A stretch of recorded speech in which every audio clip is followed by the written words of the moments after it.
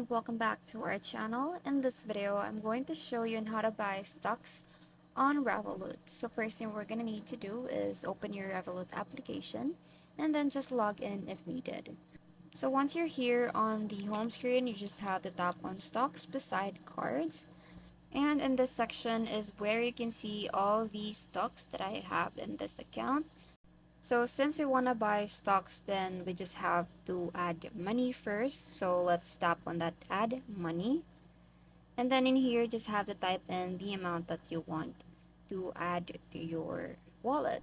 So in my case, I'll just type in here $50. And then once you have typed in the amount, you just have to tap on fund at the bottom. And then this notification will then show up saying that you have funded your USD investment account with $50. So now let's go back and we are going to search for stocks that we want to buy. So in this case, I'll just search for Apple and then just tap on that first result to come up. Now this will show up, and then since we want to buy stocks, then we just have to tap on that buy together with the plus icon. After doing that, you will be redirected to this page.